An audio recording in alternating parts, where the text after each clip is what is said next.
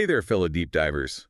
Ready to dive into a really interesting question today. Always up for a good deep dive. Okay, so this is something that I've been seeing around a lot, and honestly, it's kind of a tough one. Yeah.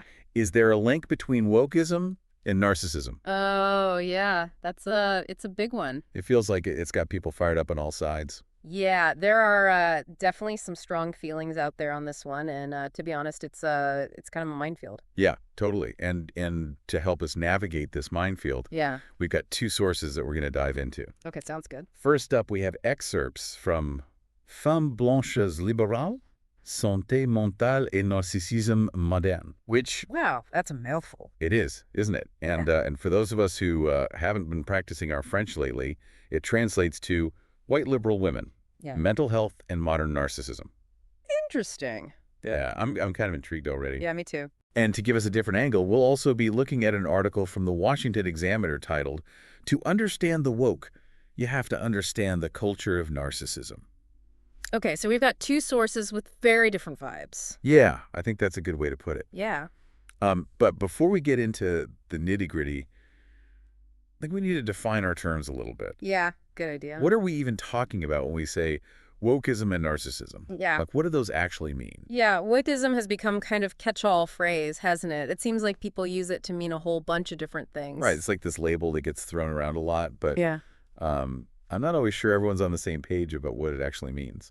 Exactly. And I think at its core, though, it refers to a heightened awareness of social justice issues. So things like racism, sexism, and inequality. Right. And it often involves activism and advocating for marginalized groups. Right, so it's about being aware and taking action. Yeah. But I also feel like the word wokeism has kind of taken on this negative connotation in some circles. Yeah, for sure. Some people see it as like this positive force for social change, Right. while others view it as like a form of excessive political correctness or even like a kind of moral superiority complex. Right. It all depends on who you ask. Fascinating. Yeah. So how about narcissism? Yeah. I feel like we all kind of have a general idea of what that means. Right. But maybe we need to go a little deeper here. Yeah, I think that's a good idea. And actually, the Washington Examiner article really digs into this. Okay. It goes beyond just saying someone's self-centered Right. and argues that true narcissism is actually rooted in a lack of a stable sense of self. Wow. So it's like this void that people try to fill Okay. with external validation. I see. So whether that's through achievements, attention, or even, social causes, they're constantly looking for something outside themselves to make them feel whole. So it's not just about, like, loving yourself. Yeah. It's more about needing that constant reassurance from other people. Exactly. It's like needing that external validation to feel good about yourself. All right. That makes sense. And that constant need for validation can show up in all sorts of ways, from obsessing over social media likes to rigidly adhering to certain ideologies or identities. Right. So it can manifest in a lot of different ways. Gotcha. Yeah. Okay, now let's get into the first source, the Yeah. one about white liberal women and mental health. Okay. One statistic that really jumped out at me was that 56.3% of white liberal women aged 18-29 Okay. reported being diagnosed with a mental health condition. Wow. That's over half. It is a striking number, Yeah. but it is based on self-reported data. So it's possible that, Right. liberal women are just more likely to seek help and receive diagnoses. Oh, yeah. Not necessarily that they have more mental health issues than other groups. That's a really good point. Yeah. And it makes me think about this whole trend of sharing mental health diagnoses online, Oh, yeah, especially on platforms like TikTok and X. for sure. I see so many people talking about their anxiety, their depression, Yeah. all sorts of diagnoses. Yeah. And it makes me wonder, is this always about, like, genuine connection and support? Mm-hmm. Or is there sometimes this element of performance involved? Yeah, that's a great question. What do you think, dear listener? Have you noticed this trend, too? It's kind of everywhere, isn't it? It really is, and it kind of reminds me of the work of Christopher Lash. Okay. He wrote The Culture of Narcissism back in the 1970s. Oh, wow. And he argued that modern society, with its emphasis on individualism and consumerism, had created this culture that was obsessed with the self. He called this the minimal self, Okay. which is basically this fragile personality that's constantly seeking attention and external validation. So are we all just performing for an audience these days, even when it comes to something as personal as mental health? Well, it's not necessarily all doom and gloom, Okay. but Lash's work does raise some important questions about how our culture encourages self-absorption and this constant need for external validation. Yeah. And this kind of brings us back to the Washington Examiner article. And it's pretty provocative argument that today's woke generation exhibits narcissistic tendencies is similar to Wait for it. Toddlers. toddlers. I'll admit that one caught me off guard. Yeah. I'm trying to picture like a toddler demanding a gluten-free, ethically sourced snack Yeah. while simultaneously like canceling their playmate for using the wrong pronoun. Yeah.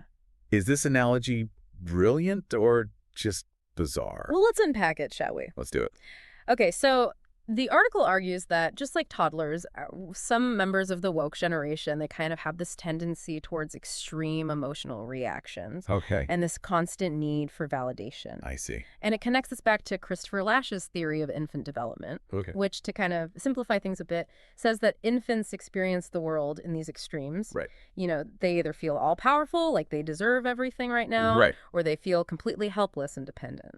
Okay, so picture this, a toddler throwing a huge tantrum because they didn't get the blue cup versus that same toddler clinging to their parent for comfort when they're scared. Yeah, two sides of the same coin. Right. And Lash argued that it's so important for parents and society as a whole Yeah. to set limits Right. and help children learn to navigate those extremes. Right, so they don't stay stuck.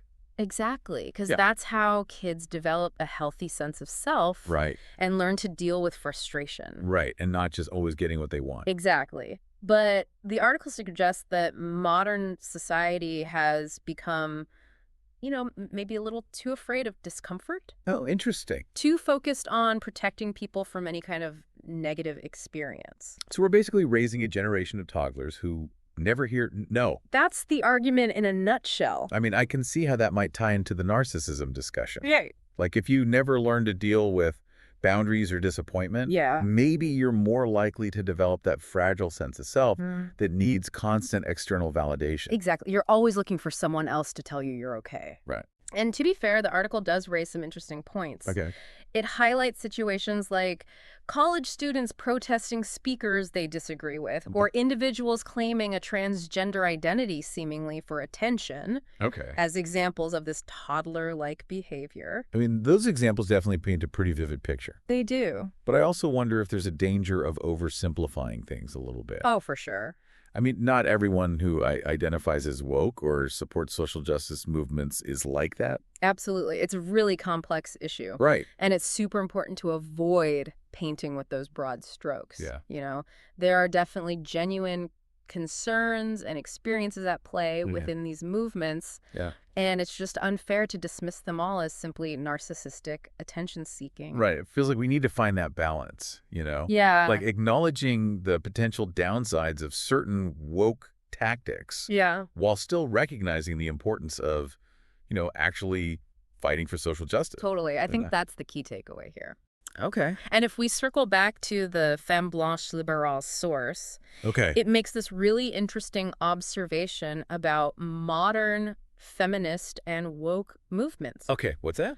Well, it argues that personal identity has become so central to these movements. Okay. So it's all about gender orientation, personal experiences. Right. Like those things are front and center. Exactly. They take center stage. Which, I mean, in a way makes sense because those are huge parts of who we are. Of course. And they definitely shape our experiences in the world. Absolutely. But the source kind of suggests that this huge emphasis on identity, Yeah. while it is important, Right. it might also have some unintended consequences. Okay. I see where you're going with this. Yeah. It can create this culture where people are constantly seeking validation Right. based on their unique experiences and identities, Right. which could then, you know, feed into that narcissistic hunger for external approval. So instead of focusing on like shared goals and collective action, we get caught up in this competition of like, who has the most valid or marginalized identity?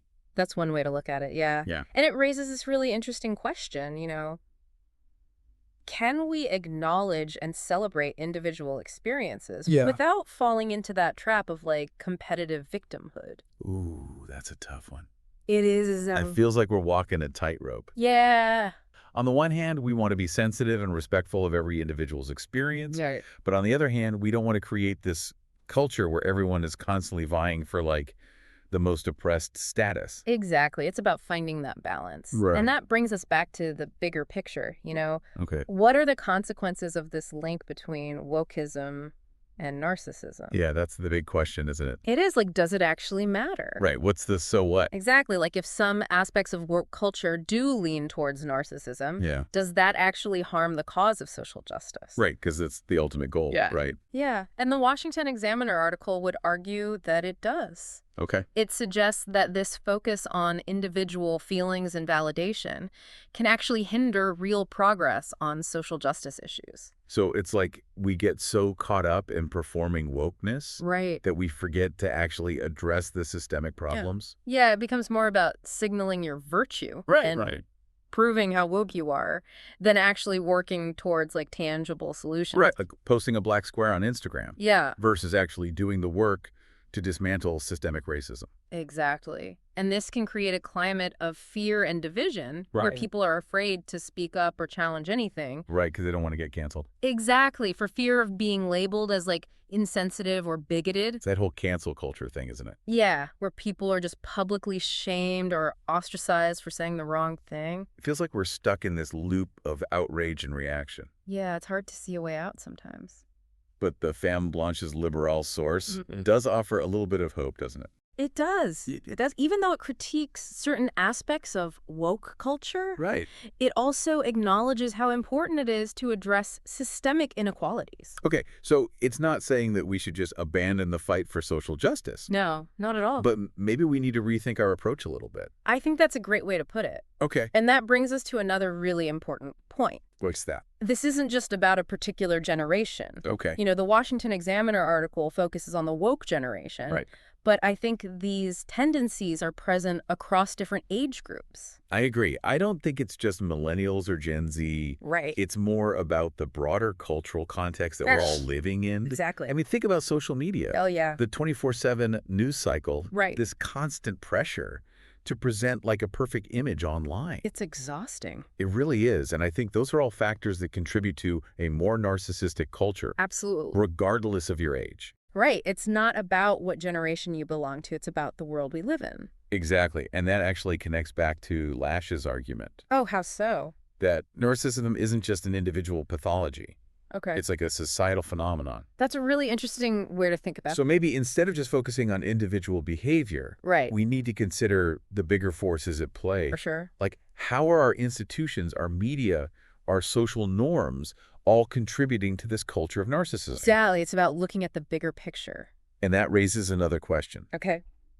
If narcissism is becoming more prevalent in our society, Hmm. what does that mean for our relationships, for communities, or democracy? That's a huge question. It is, right?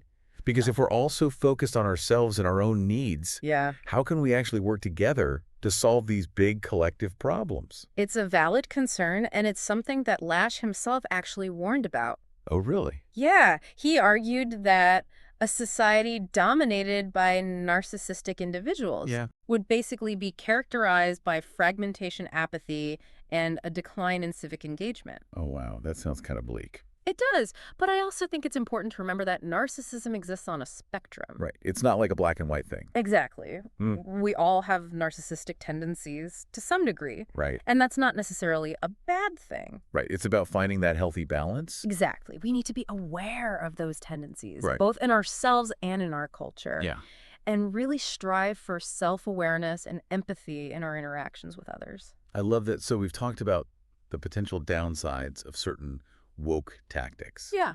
And this idea that focusing too much on individual identity can sometimes backfire. Right. But where do we go from here? Are there ways to advocate for social justice Yeah. that avoid these pitfalls? That's the million-dollar question. And I think both sources offer some clues. So remember how the Femme Blanche liberal source talked about the importance of recognizing systemic inequalities? Yeah. Maybe that's a good place to start, Okay. What if we shift some of the focus away from like individual identity Right. and towards those larger systems of oppression? Right. Maybe that could help to create a more unified and effective movement for change. So less about me and my experience right. and more about us and the systems that are holding us back. Exactly. I like that it feels less divisive somehow. Yeah, I think so too. And, the Washington Examiner piece, while it did make that kind of eyebrow-raising comparison to toddlers. Yeah. It also highlighted the importance of boundaries and shared reality.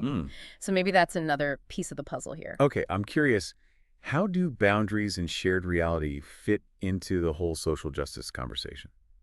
Well, imagine if instead of just like shutting down dissenting voices, Right. we actually encouraged more open and honest debate. Oh, What if we created spaces where people could respectfully challenge each other's assumptions and perspectives? right. And the goal would be, to arrive at a more nuanced understanding of the issues. I mean, that sounds ideal, but also incredibly challenging. Yeah, it would be tough. Have you spent any time on social media lately? Oh, yeah. It feels like everyone's just shouting their opinions and no one's really listening. You're not wrong. It's hard to have those nuanced conversations online. Yeah, exactly. But I still believe that respectful dialogue is possible, even necessary. Right. It might just require like a shift in mindset, Yeah. a willingness to actually listen with empathy, Right. and to acknowledge that, we all have blind spots. Easier said than done, for sure. Yeah, it definitely takes work. But I do think you're onto something here. Yeah. It's about finding ways to bridge that gap Okay. between individual experiences Right. and shared humanity. Exactly. How can we honor both of those things? Yeah. And maybe it's also about cultivating a sense of humility. I love that. Recognizing that none of us have all the answers. That's so important. It's about being curious, not just righteous. Approaching these conversations with a willingness to learn and grow, Yeah. rather than just trying to prove a point. Well said. I think that's key. And maybe it's also about acknowledging that progress takes time. Yeah. Like social change doesn't happen overnight. It's A process. It is. We need to be patient and persistent, Right. even when things get tough. Even in the face of setbacks and frustrations. Exactly. It's not about quick fixes or virtue signaling. Right. It's about the long game. Absolutely right. And it's about recognizing that we're all in this together. Yeah. We all have a role to play in creating a more just and equitable world. Well said. I love that. That's a wonderfully inspiring note to end on. It is. Thanks so much for sharing your insights today. The pleasure was all mine. This has been a truly thought-provoking conversation. Yeah, it really has. And to all our listeners, thanks for joining us on this deep dive. Hope you found it insightful and maybe even a little bit challenging. Yeah. Remember, these are complex issues. Yeah. There are no easy answers. Nope. But by engaging in thoughtful dialogue, listening with empathy, and striving for understanding, we can start to move the needle in a positive direction. Absolutely. We'll be back soon with another deep dive into a whole new topic, so stay tuned.